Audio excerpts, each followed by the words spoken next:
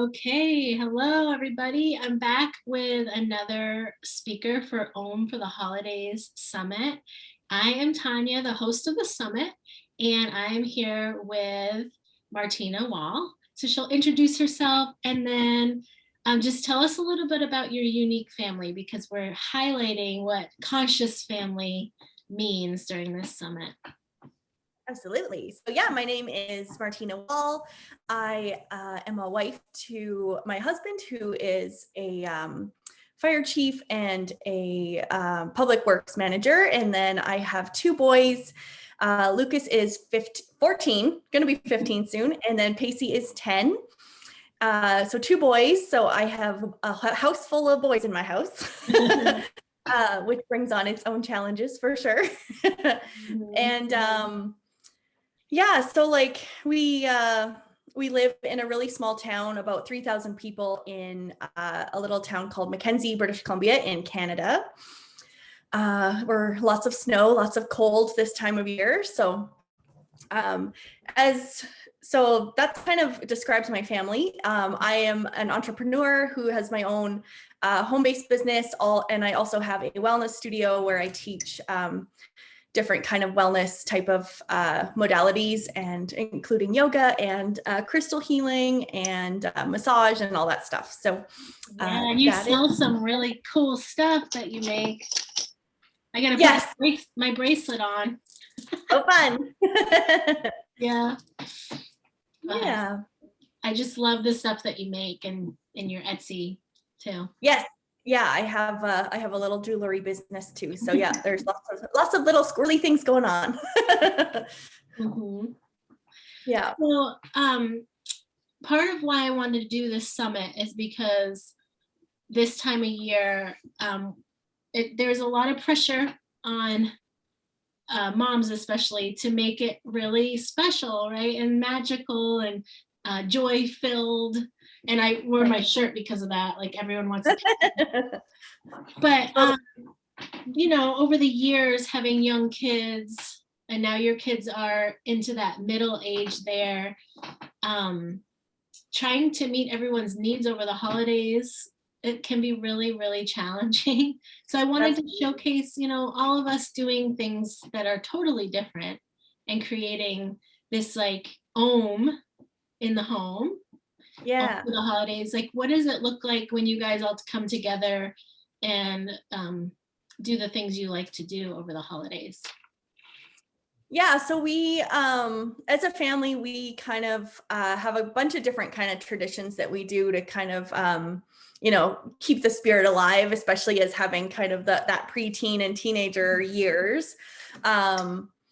We always do we have like an advent calendar that we have always done since I was little. My parents did it with me. We have one, I actually have it on my wall right up there. It was mine that I had when I was a kid, and it's totally dated, you can tell, but it just counts all the days. It's a little mouse that you move along the days, and it's super. Oh, I need to see that because we had one that was similar to that with a mouse. It might be the same one because I feel like I've seen multiple people with that same one. Yeah.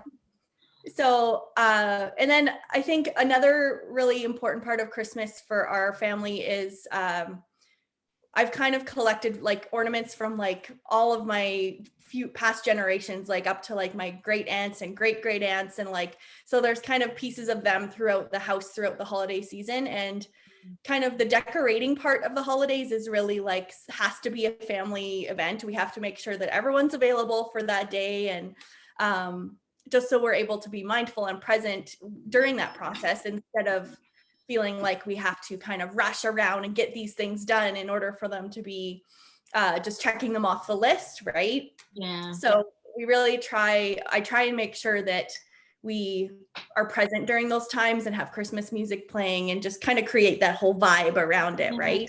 Yeah, we have the same thing. We love to make sure we have enough time that whole day to really like devote to each other, not rushing through it. Yes.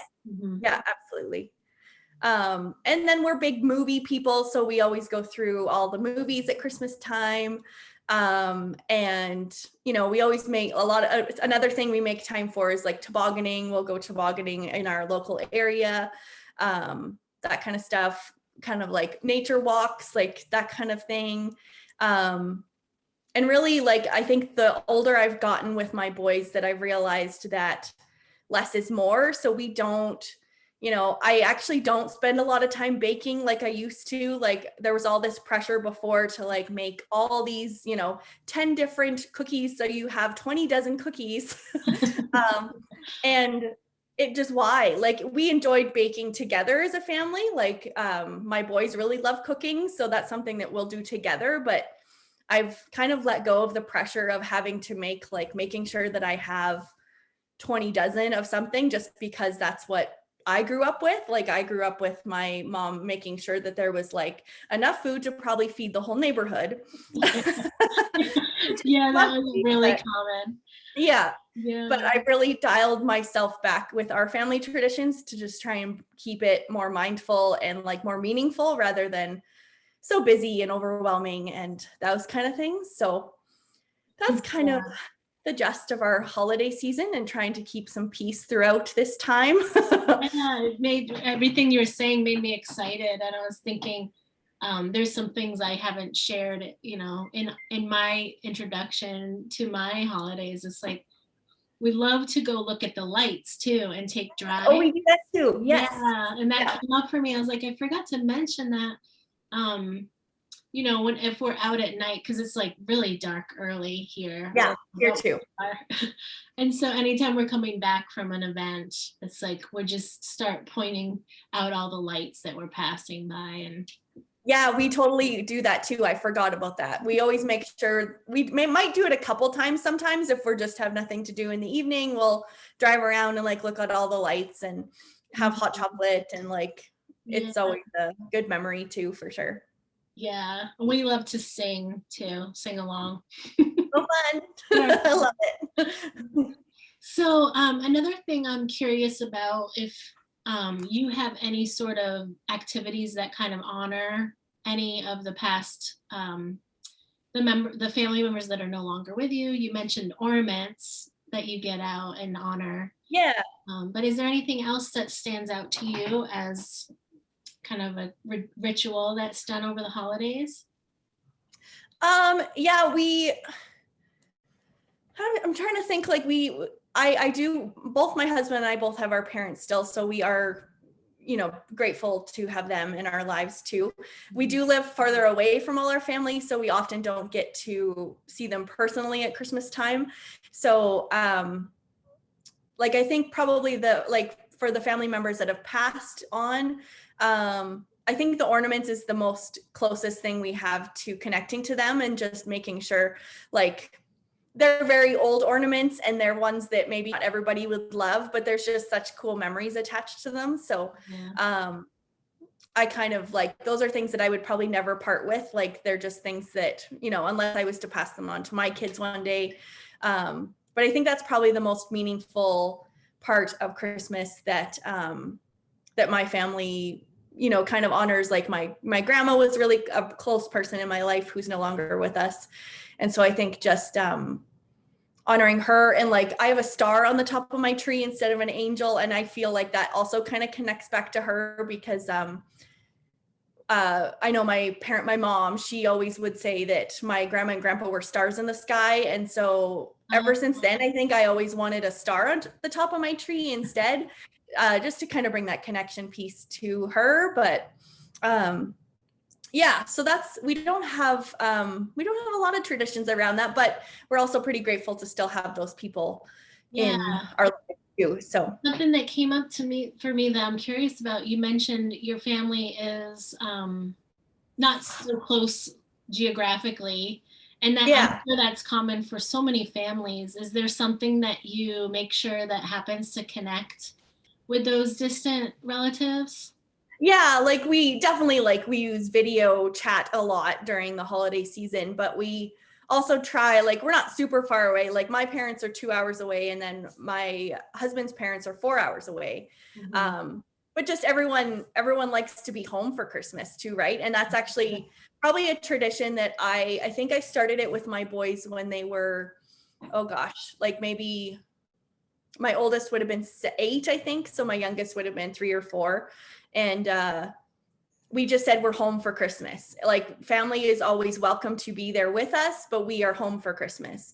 Just because we did about 5 Christmases where we drove, like we spent morning with this family, evening with this family.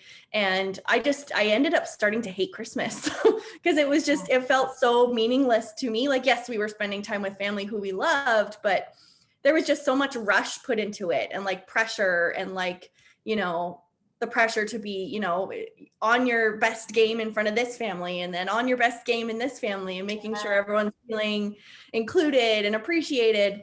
And so my husband and I just decided, you know, we're going to have Christmas with our boys at home. So after that, we kind of decided that Christmas would be at home. Anyone was always welcome, but I just thought it was really important to have that because that's what I grew up with too, is Christmas was always at home. Yeah, so we made that decision too, especially with younger kids. I find it really beneficial to stay close to home, right? Yeah. It's that whole morning, like, you know, opening gifts and wanting that time together. So that became really important to our family too. Yeah. I don't want to get rushed out of here from one house to the next. And we plan Christmas Eve brunch with one family and the weekend before with another part of the family. And we're keeping that special home time separate. Yeah. That's really important to us too. Yeah, we like to have, we just make sure that we make a point of going to see the family in their houses just some point during the holidays, right? Like between that Christmas and New Year's point of just connecting with them and sharing a meal and, you know, that kind of thing, but just not directly on Christmas. Yeah. Yeah. And then my son and I both have birthdays on the 21st and the 23rd. So we're also in like crazy birthday season too. So that is a lot. Yeah. So you have to really, less is more, like you said. Yeah. Figure out what is the most prioritized. Yeah. My next question is about the summit. So the Home for the Holidays Summit is really all about this. Like, how do we decide as a family what works for our family and not compare to what other families are doing? Yeah. And it's a sneak peek into the Home for the Home parenting community, my conscious parenting community, where it's not just about the holidays, it's about everyday life. Like how do we just become conscious about what our family needs are? So I'm really curious. I know that you have some supports for conscious families. You want to tell us a little bit about what you do that might be helpful for them? Yeah, like I think for us, the biggest thing, which is always hard to do, is setting boundaries around that, right? Like setting the boundaries around what is best for your family and being kind of having the courage to speak that, right? Without hurting feelings or like feeling the pressure of, you know, feeling selfish and stuff like that. So I think boundaries have been a really important part of creating that for me and my family. And then I think part of our conscious parenting in our home is very much making sure that we're taking care of ourselves too. Like I find, you know, if I'm not taking care of myself as much as I should be, then I'm not showing up properly for my kids. So, or my husband or whatever, right? So I think for me, it has been super important to come back to myself and make sure that I'm, you know, investing in my own personal growth and my own personal development. So then I'm able to pass that on to my kids. And especially with like when my kids were small, like I became a kids yoga teacher before an adult yoga teacher. So really my kids grew up with that whole, you know, mindful approach to parenting and to, you know, just more connecting to our bodies and connecting to our breath and using those kind of tools and stuff to work through big emotions. Right. So that practice was so lovely as my kids were smaller. As they're getting older now, of course, things change and they're not so keen to like sit on the middle of like living room and meditate with me. But I think it really helps them to develop that kind of core base of like love and compassion and patience and mindfulness and all those things that have created part of who they are now. But and I'm aware of your self-love revolution, your services there, but can you tell us a little bit more about what services you provide for moms that might be looking for more self-love? Yeah, absolutely. Yeah. So like a big part of my mission as an entrepreneur is to help women and empower them to kind of find that self-love for themselves at whatever size they may be. Because I know as moms, our weight fluctuates and our shape changes, and like there's so many things about our bodies that change, and we sometimes kind of lose ourselves in that whole part of like becoming a mom and going through all those changes within our body, and just our mind hasn't caught up to how we feel about ourselves, right? So me being able to empower women to kind of find that self-love piece is really like the mission behind my self-love revolution that I have created, that really just kind of encompasses all the different tools that have helped me in my journey to self-love at any size. And I incorporate things like mindful movement, mindful eating, body image practices, our mindset, kind of the whole self-love, self-care, self-esteem area, and really just building community, and then just those kind of mystic and holistic approaches, which have really helped me too. So it really encompasses all of the things that have just got me to where I am now. And I just want other women to feel the transformation that I have felt within myself, whether it be as a mom or as a wife or as just a woman, and experience that love for yourself, which then really changes how you show up for everything else in your life. It's how you show up for your kids, for your career, for your spouse, just for life in general. Like if you're not able to love yourself, then a lot of that stuff doesn't align for you. So my group coaching program is it's live right now, and it's open for enrollment. It's 40% off right now, which is an insane value. I know Tanya is one of my super friends in that space too, who she's going to be doing monthly sessions on like new moon intention setting. And then I have a couple other friends in there that also do monthly group coaching as well. So along with the group coaching, the weekly coaching with me, there's a whole online program that you follow as well. So it's just there to really help to transform the way you see yourself and how you show up for life. So I'm super excited about it. I know, I'm excited about it too. It's been you've been a real big part of my journey, self-love journey too. So I'm so happy that you're here for the summit. And then in the summit, you will be sharing that link for the 40% off. Yeah, absolutely. Yeah. Also, you have a free workshop that you're going to provide for the summit. Will you tell us just a little bit about that before we say goodbye? Absolutely. Yeah. So I'll be doing a little training for you guys on just how to embrace mindful eating during the holiday season. As women, moms, wives, we often have a lot of pressure to feel, that we have to either starve ourselves in order to have that nice, yummy meal, or starve ourselves to have that cookie. And I've kind of have all these different strategies and approaches that I just help people in kind of to lose the shame and the guilt associated with this time of year, and just start to show up kind of authentically yourself, and just really be able to connect to your body and your breath during this holiday season with mindful eating approaches. So I'm super excited to share that with you guys. I'm excited too. And I know that helps us as moms, because we want to model that for our children too. We don't want them to grow up with these practices of seeing mom guilt and shame herself, over these things. So I think what you're doing is super helpful for moms to start with themselves,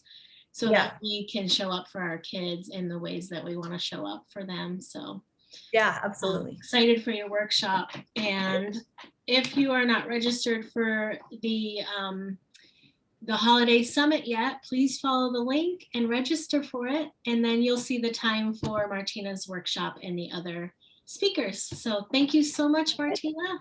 Awesome. Thanks, Leah. We'll talk to you soon. Bye. Guys.